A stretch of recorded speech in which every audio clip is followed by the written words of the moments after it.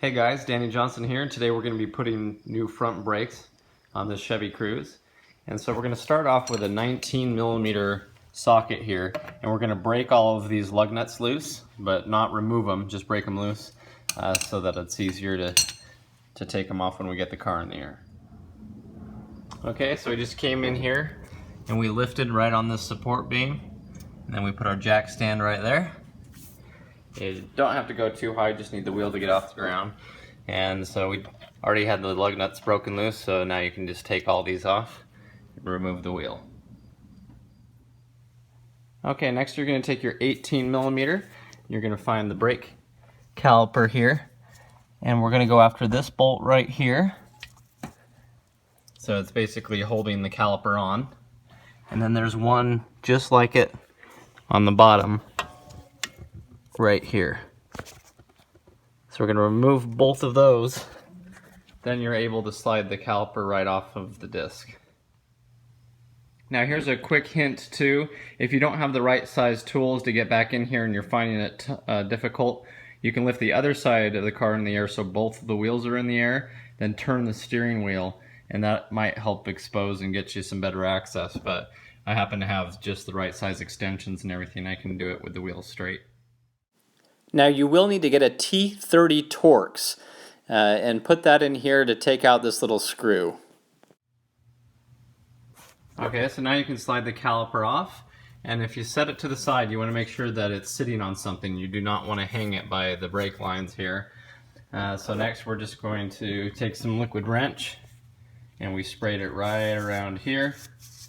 We're going to let that sit for a minute, and we're just going to take a hammer and give it a nice blow from the back, and this will come right off. You do have to look and see, because sometimes they have little rings that are up against these, and that would have to come off first if you do see one. And there's nothing here, so we should be able to knock that right off. Okay, so with that removed there, you can go ahead and just take the disc right off.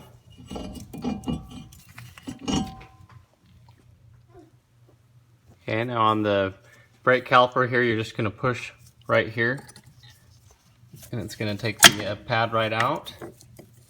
But we're going to leave the inner one in right now, because our compression tool we're going to use to compress the piston back in.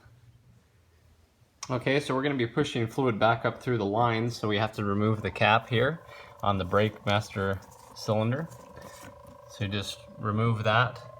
And we're going to be watching too that the level doesn't drop. When we compress the piston, it's going to raise up a bit, and then when we put the new pads in and put it back on, sometimes that level will drop when you pump the brakes, so we really want to watch that. Now if somebody has added fluid to this because your brakes were low, then you have to be careful as you're compressing the piston that this doesn't overflow. If it starts to do that, then you can take a squeeze bottle, like a spray bottle, and spray, just put the wand back in down in there and then spray out the excess. Okay, so next you're going to take your compressor tool, you're going to put this end in here, and then go through here and screw it in, and eventually the rod will start contacting that old brake pad, and I'll show you that in a sec. Okay, so the tool's set up here, and as you twist it, you can see that it's spreading the caliper apart. And so you basically just want to go until it stops, because the new pads are going to be thicker, and so you want them to be able to fit over the new rotor as well. Okay, so now just unwind the tool, and then coming in from the back here, just push on this and slide that other pad out. And now we'll just remove the clips. They just pop out, so just take note to what they look like here. And you're just going to pry them out. It's all one piece, which makes it real nice.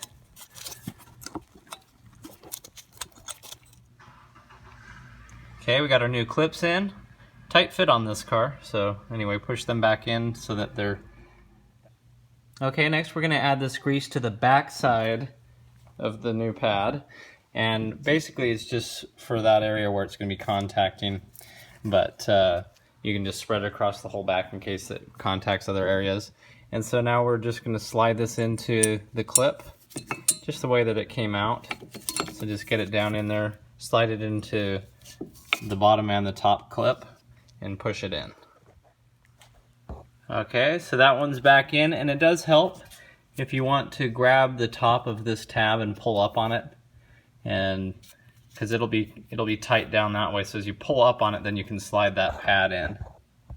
So we're just going to do the same thing on this side. Just put our grease on the back, slide the next one back in, and so this is what I'm talking about here. If you can pull up on that, it helps you slide it in. Okay, so these are both in now. It does help to put the top part in first and then slide the second one in. And just as a reference again, these look similar, but the ones that have these holes here are on the outside, and the smaller looking one without the holes is the one closest to the actual piston. So now that these are in, we'll just put our new rotor on and slide it back on. Okay, so we lined up our new rotor, and with our T30 Torx, we put this bolt back in. So you obviously have to line the rotor up so that that's where that hole ends up. And next we're just going to take our caliper and just slide it right back on, and then put the bolts in the back with some Loctite on those bolts.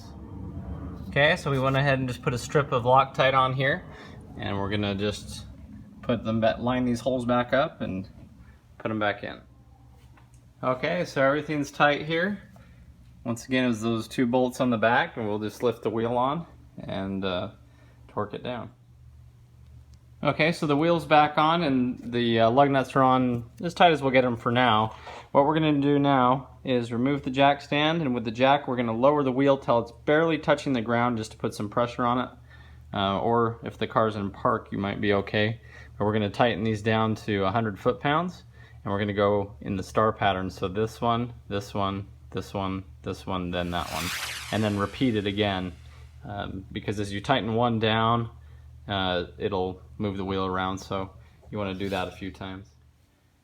Okay, so you'll notice that as you start to compress the pistons, especially when you get to both sides, we've pushed so much fluid up into here, it's almost coming out of the top.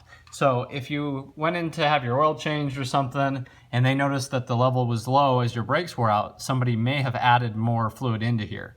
So this car is fine, but if yours is starting to overflow here, then you can take a spray bottle like this and just put that down in there and spray some of it out.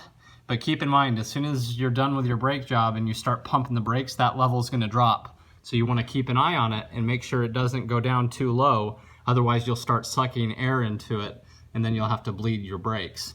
So we're on the second side of our brakes now. This is as high as it went, so we lucked out. Everything's good. We're going to go ahead and put the cap back on now.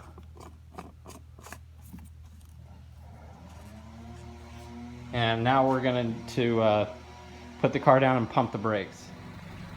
Okay, so now we just started it up, and we're going to go and push the brakes in. And you'll notice it'll go all the way to the floor, so you're going to have to pump it a few times. And as you keep pumping it, eventually it'll start to harden. You want to just keep watching this fluid level. We're good here. You just don't want it to go too low, or it could start to suck air into the system. So you'll also want to drive around the block a few times. Just keep pumping those brakes. And do some heat cycles. Go about 30 miles an hour and then just come to a stop. Get back up to 30 miles an hour, come to a stop, just kind of wear the brakes in like that, and then check the fluid level when you get back. And maybe even like a week later check it just to make sure that it hasn't come out.